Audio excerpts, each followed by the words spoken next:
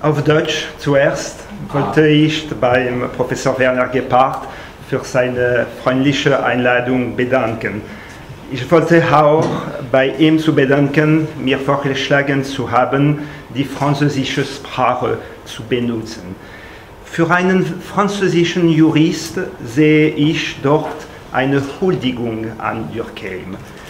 Dieser Patriot wollte heißen Durkheim aus Französisch, nicht Durkheim. Wie Sie kennen, war Durkheim von seiner antisemitischen Gegner angesagt gewesen, ein Deutscher zu sein.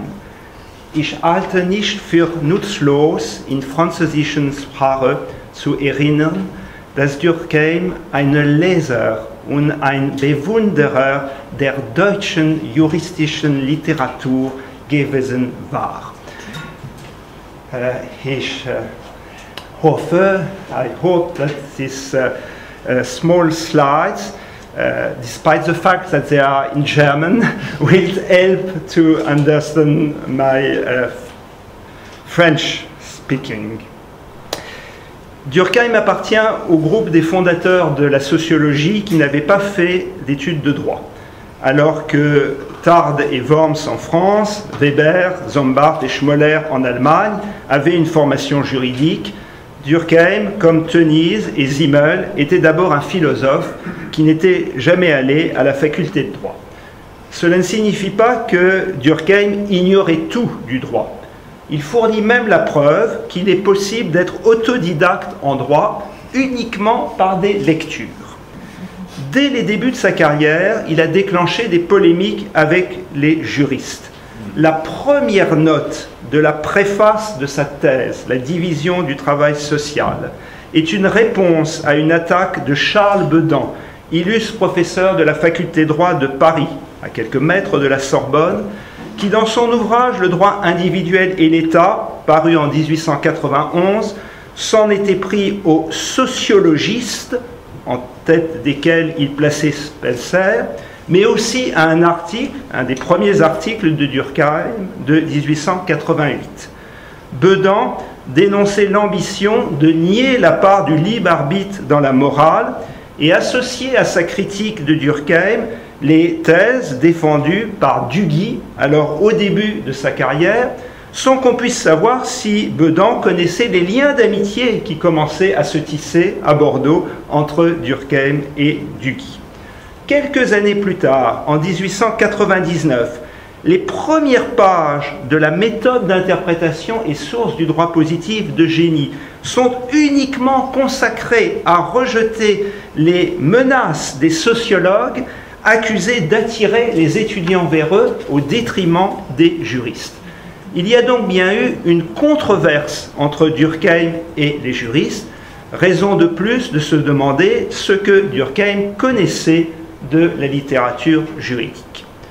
L'on peut dire que Durkheim s'est formé, lors de ses premières années d'études, une culture individuelle, au sens que Bernard Lahire a donné à ce terme dans son livre « La culture des individus ».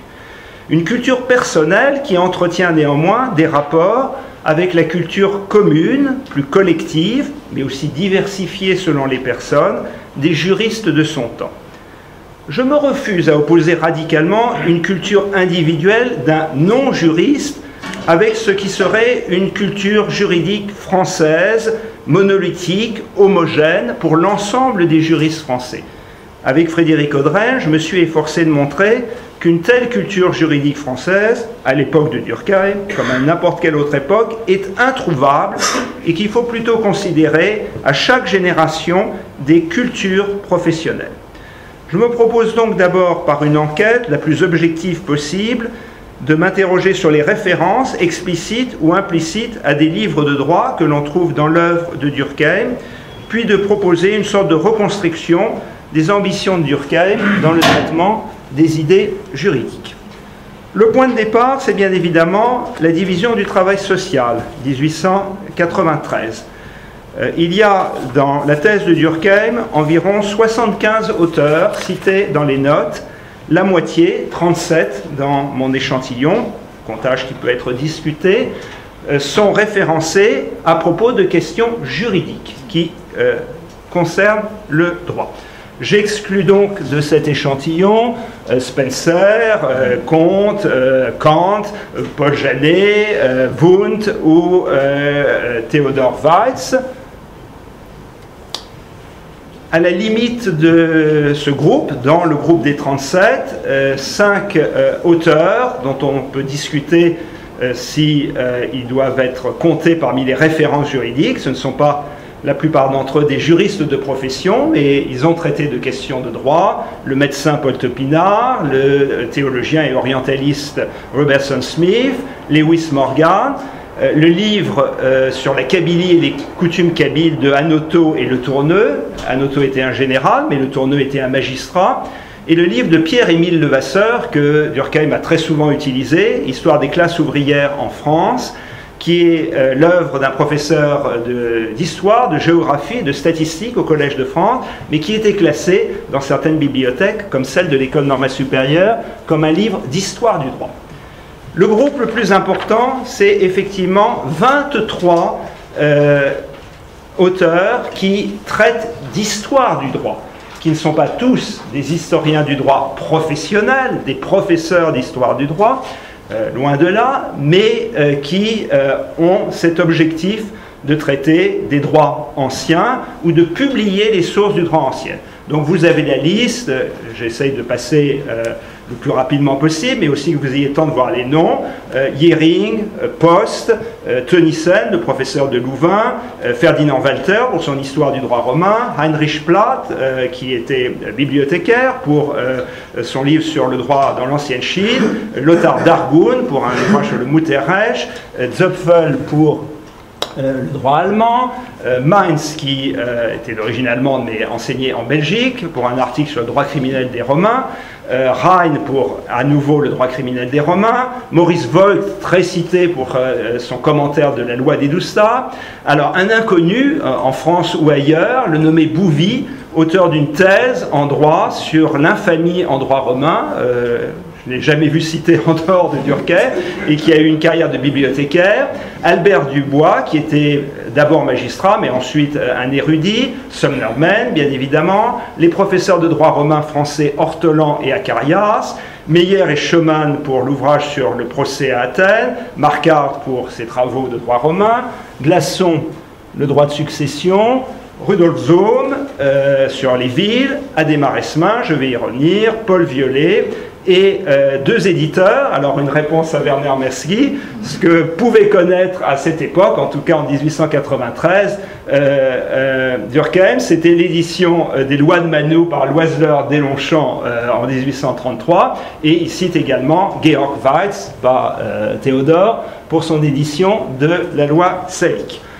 On ajoute à ces 23 historiens du droit et à ces 5 auteurs un peu à la marge, 3 auteurs de droit positif seulement, Bedan, déjà cité, Karl Binding, très peu connu en France à l'époque pour son ouvrage sur les Nords, Garofalo, ça c'est sans surprise, bien évidemment pour la criminologie, 3 économistes, Schmoller, qui a écrit un article en français dans la revue d'économie politique sur la division du travail en 1890, une source importante de Durkheim, Valroux et Cowes, et 3 auteurs que je considère comme inclassables, mais qui traitent bien de droit, Tard, Fustel de Coulanges et Limbroso. Si on essaye de voir les autres ouvrages de Durkheim, le compte va être fait assez rapidement, puisque dans les règles de la méthode sociologique, seul Garofalo est cité, dans le suicide, Lombroso, Ferry, une thèse tout à fait inconnue de droit d'un nommé Garisson, mal orthographié d'ailleurs dans la note, qui ne se trouve qu'à Toulouse, et je me demande où Durkheim a pu la lire, Michelet, les origines du droit français, Flavius Joseph, sur lequel il a travaillé à l'École normale supérieure, on le sait. Et dans les leçons de sociologie, qui comme vous le savez n'ont pas de notes puisque ce sont des manuscrits de cours, seules 2 références, l'une à Bluntschli et à son Staatsrecht, qui était à l'époque pratiquement le seul ouvrage de droit public qui pouvait être connu. Duguy, Oriou, Esmin n'avaient pas encore produit leurs ouvrages, et puis Jhering cette fois-ci pour l'esprit du droit romain. On peut compléter, mais bien évidemment là c'est la formation continue, on pourrait dire, de Durkheim dans ses années de maturité, avec les comptes rendus qu'il a consacrés à des juristes dans l'année sociologie, et pas sans intérêt de voir cette liste: Kohler, Gunther, Lasch, Glasson, Schurz, Schoss, Saleil, Lambert et Nieuwkamp. Je reviens à la formation initiale. Sur les 37 auteurs juristes, 25 sont présents à la bibliothèque de l'École normale supérieure. Et l'on peut imaginer, simple conjecture, que Durkheim a pu les lire, soit quand il était étudiant à l'École normale supérieure, de 1879 à 1882, soit, comme peuvent le faire encore aujourd'hui tous les anciens élèves, en revenant dans cette bibliothèque. Une dizaine de ces livres, et c'est émouvant pour moi qui travaille aussi dans cette bibliothèque et dans ce rayonnage, sont classés sous l'étiquette Histoire de la législation et du droit et sont presque côte à côte. Et à l'époque, ce rayon d'histoire de la législation et du droit ne comporte pas plus de 200 titres, une sélection très spéciale, puisque, encore une fois, les élèves de l'École normale supérieure n'étaient pas destinés à devenir des juristes et à faire du droit. Ce sont essentiellement des ouvrages d'histoire et de philosophie du droit. On y trouve Filangieri, Beccaria, Savigny, pas mal d'ouvrages en allemand. Et ça peut renforcer peut-être l'idée qu'au moins dans sa formation initiale, Durkheim a utilisé ces ouvrages. Bien évidemment, cette méthode consistant à partir des notes et des références explicites de Durkheim a ses faiblesses. Durkheim, comme d'autres auteurs, nous a probablement caché des lectures qu'il a faites, qui l'ont influencé, mais qu'il ne cite pas expressément. Alors j'ai essayé sur 2 passages, simplement, et avec mes connaissances, qui ne s'appliquent pas aux autres passages, de faire des recherches. Sur les contrats, Durkheim, tout à la fin de sa thèse, cite le très important article d'Esmin, paru dans la Revue historique de droit français et étranger, 1882-1883, Études sur les contrats. Si l'on regarde les développements beaucoup plus conséquents, c'est plus d'une dizaine de pages dans les leçons de sociologie, dans ses cours sur les contrats, et qu'on prend l'article de Durkheim, il y a des passages recopiés pratiquement mot pour mot.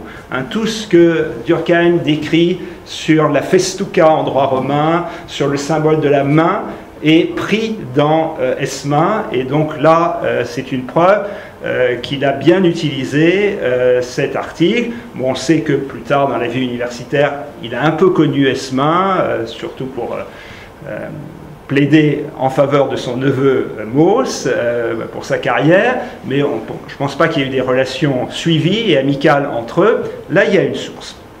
Beaucoup plus mystérieux, en tout cas pour moi, vous m'aiderez peut-être à trouver la solution, sont les origines des passages, 2 passages importants que Durkheim consacre au droit civil français, des biens et des contrats dans sa thèse. Le passage sur les biens est une étude des différentes formes de solidarité et des formes négatives reposant sur des interdictions et puis des formes positives.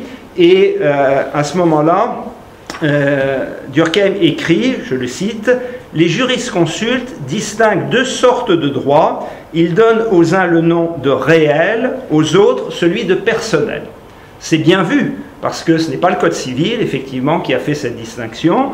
C'est la doctrine, les jurisconsultes, qui, en systématisant des travaux antérieurs, notamment ceux de Potier, avec de Molombe, ont fait de cette distinction entre droit réel et droit personnel une summa division du droit des biens en France. Est-ce que Durkheim a lu de Molombe ? Peut-être, mais je ne le vois pas très bien dans cette œuvre monumentale de 30 volumes de commentaires du Code civil. Est-ce qu'il a lu Aubriero, qui ont traduit Zacharié, lui-même s'inspirant de Kant, et donc reprenant les manières très particulières, vous le savez, de Kant de théoriser droit réel, droit personnel et aussi droit sur les personnes à modalité réelle pour les droits de la famille. Il y a une phrase dans ce passage où Durkheim parle du droit de chacun sur son corps, sur son honneur et sur sa réputation, qui pourrait évoquer ce que Zacharié d'abord, Aubry et Hérault ensuite ont appelé les droits innés, thèse à laquelle s'opposait justement de Molon. La seule chose, c'est que Durkheim rajoute le droit de chacun et la propriété de chacun sur sa santé, et ça, aucun juriste de l'époque n'écrit ça, aucun juriste ne parle de la santé, donc on ne voit pas très bien ce qu'il a pu lire sur cette définition. Ensuite, sur l'exposé qui fait des caractéristiques des droits réels, le fait qu'il y ait un droit de suite et un droit de préférence par rapport aux droits personnels, c'est classique, il a trouvé ça bien évidemment chez les juristes. Parmi les pistes que j'ai imaginées, mais qui ne sont pas très probantes, Ortelan, qui a effectivement développé une théorie particulière des droits réels, mais ce n'est pas ce dont traite Durkheim. À nouveau, les commentateurs du Code civil, il y a chez Toulier notamment un passage dont peut-être Durkheim aurait pu s'inspirer, un ouvrage de vulgarisation de Glasson, Les éléments du droit français, où il y a sur le droit de suite et de préférence quelque chose de proche. Rien de convaincant. Mais il y a bien pire, c'est le passage sur les contrats et l'origine de la fameuse phrase « tout n'est pas contractuel dans le contrat ». Cette phrase est suivie effectivement d'une accumulation d'articles du Code civil sur la garantie d'éviction par le vendeur, sur la lésion au détriment du vendeur, sur les délais de paiement que le juge peut accorder au débiteur, sur les suites que l'équité, l'usage ou la loi donnent aux obligations, et j'en passe, tous ces articles qui démontrent, d'après Durkheim, la présence de la loi et donc de la norme sociale, y compris dans ce domaine contractuel qui est censé être celui de la liberté individuelle. Plusieurs remarques. Petite erreur de chiffre, d'abord, quand il cite la garantie du vendeur, il dit article 1628, c'est l'article 1626. Mais bon, l'erreur est humaine. Bon, deuxième remarque, je n'ai trouvé chez aucun juriste français de l'époque cette idée de réunir tous ces articles et de proposer cette liste. La liste est originale. Bien évidemment, les articles sont tous connus, ils sont tous commentés, mais assez peu commentés. L'article assez important, quand même, 1135, qui donne place à l'équité, à la loi, pour examiner les suites des contrats, est très peu commenté dans les commentaires du Code civil du XIXe siècle.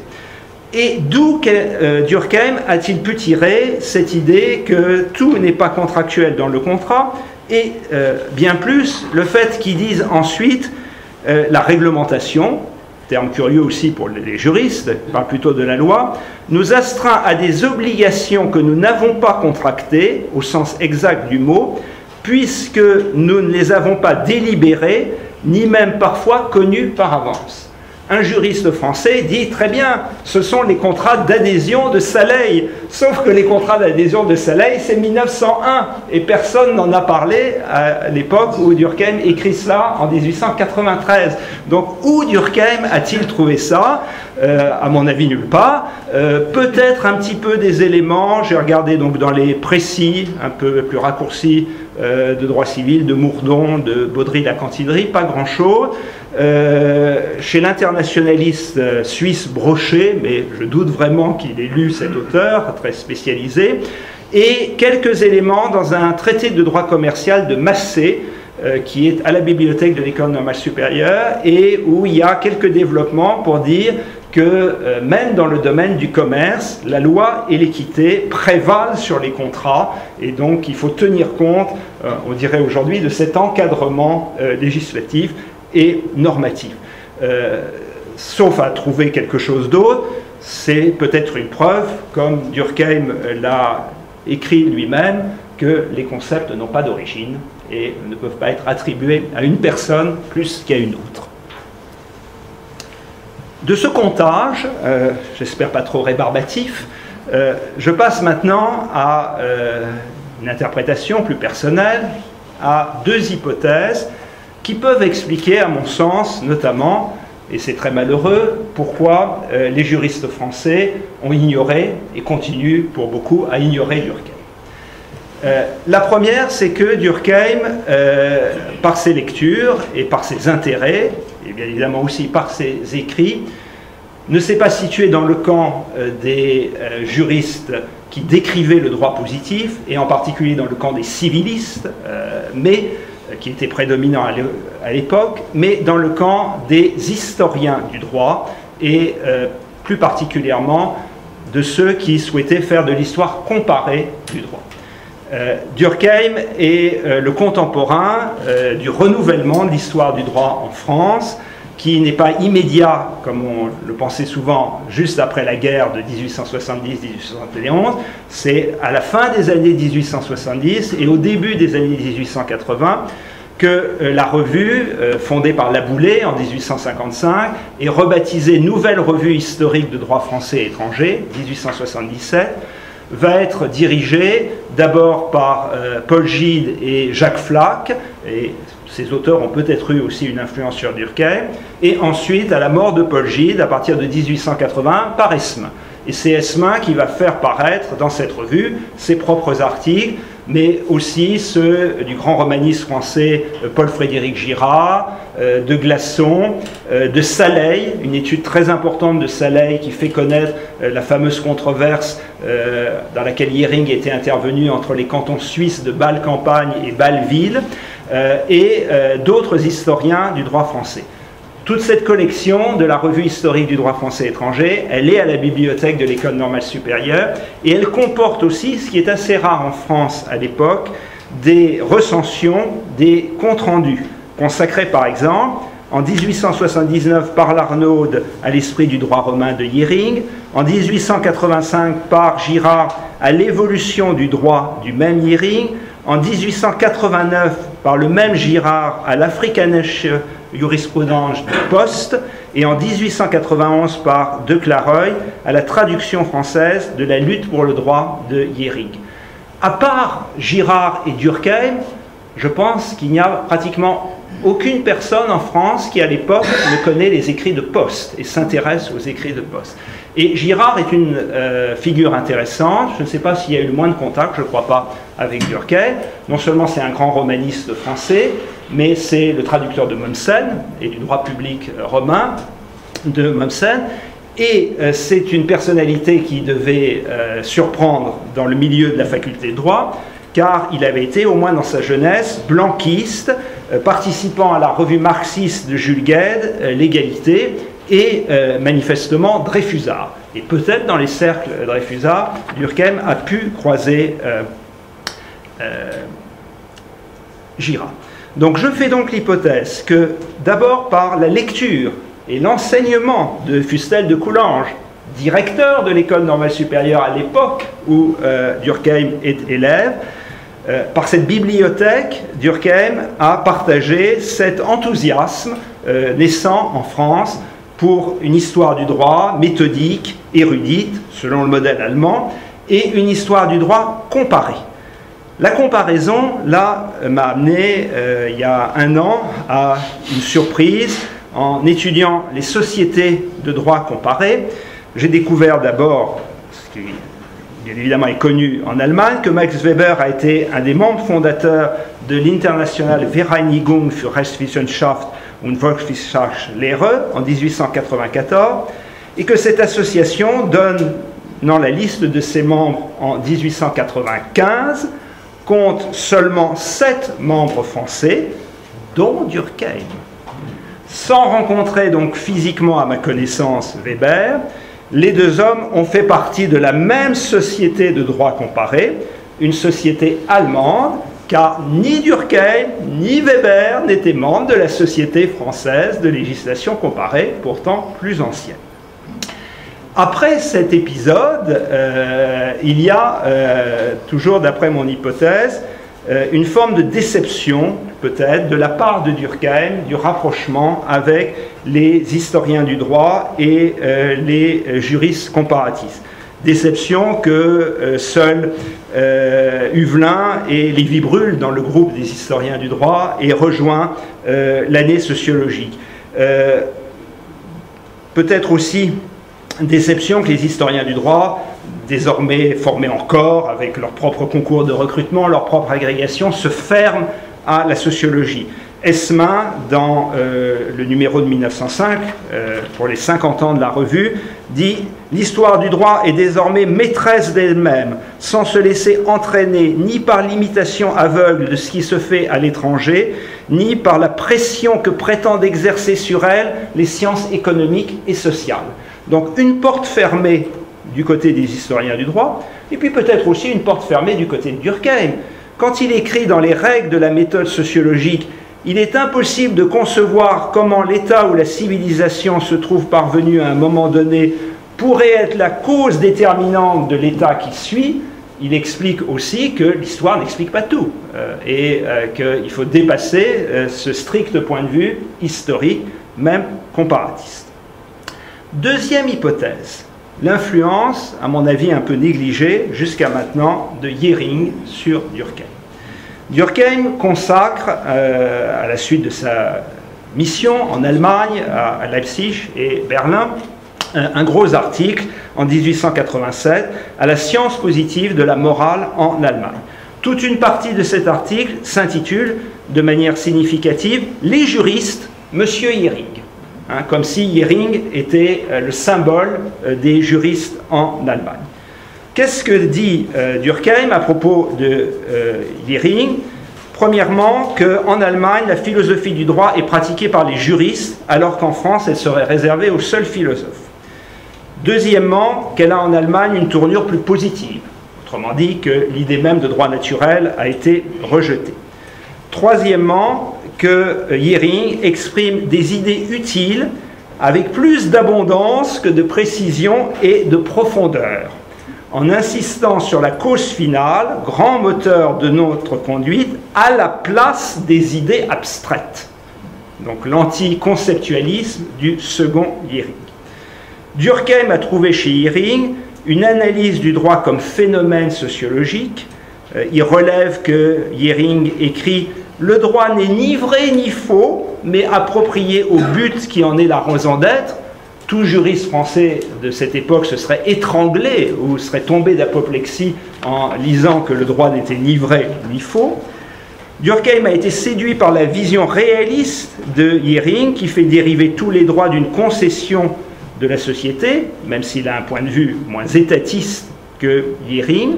Il a été convaincu, bien évidemment, que le moyen du droit, c'est la contrainte. Et nous savons tous, là aussi dans les premières pages, dans l'introduction de la division du travail, que la dichotomie contrainte organisée, contrainte diffuse, contrainte organisée du droit, contrainte diffuse de la morale de Durkheim, vient de Jhering et vient de Sweck-Imrecht. Je pense même que pas mal de développement sur le droit pénal, le passage du droit répressif au droit restitutif, peuvent être reliés avec le texte de Jhering de la faute en droit privé, traduction française par Octave de Molenaer, 1880, tiré à part dans le rayonnage d'histoire du droit de la bibliothèque de l'École normale supérieure, où l'on lit, ça c'est Jhering, « Le visage du droit criminel reflète les caractères de toute la société. Les systèmes primitifs sont fondés sur une réaction violente contre toute injustice soufferte.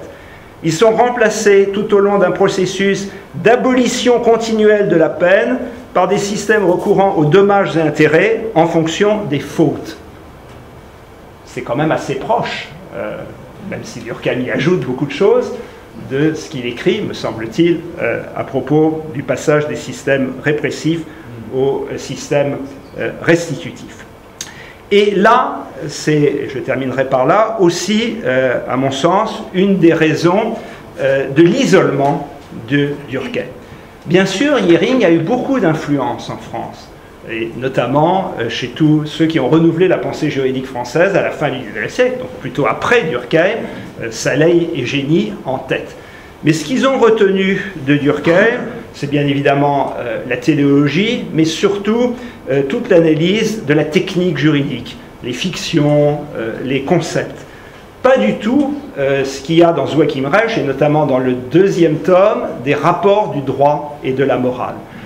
Cette idée qu'il y a chez Jhering et que Durkheim a développée que les normes juridiques et les normes morales sont cousines et doivent être étudiées ensemble, elle est rejetée par les juristes français parce que eux sont juristes, ils n'étudient que le droit et ils n'ont pas à étudier la morale.